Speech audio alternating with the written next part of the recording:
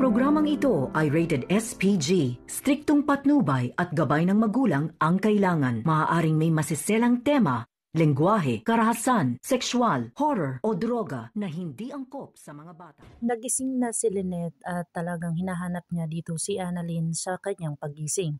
Dito na nga ay ikinagulat ng lahat ang pagiging pag-lockdown ng Delgado Hospital kung saan nagkakalat na ang virus doon, na kung saan talagang positibo si Annalyn sa kanyang mga examen doon sa isang namatay na pasyente, na kung saan nagkakalat na at naging positibo na ang lahat ng kanyang mga nakasalamuha at talagang positibo na may TSB doon sa hospital. Dito na nga ay talagang nahawaan na itong si Doktora Denise at si Ivan, na kung saan talagang sinasabi ni Doktora Annalyn na talagang pagbutihin nila at nangangailangan sila ng tulong dahil sa kumakalat na virus. Dito na sinabi ng mga tao doon at nagpanik na ang iba dahil sa hindi na sila makakauwi sa kanilang tahanan.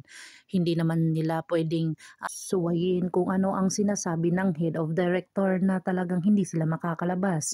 Ikinagulat na nila ni Chang Susan at saka ni Robert na sa mga binalita ni Nurse Ivan dito sa kanya. Dito na nga talaga ay in-lockdown na ang Delgado Hospital, na kung saan hindi na sila lahat makakalabas at nahaghawa-hawa na. Dito na kaya mapapatunayan ni Annalyn na ililigtas niya ang lahat ng mga tao doon at ma-cure nila ang disease na iyon. Makakahanap kaya sila ng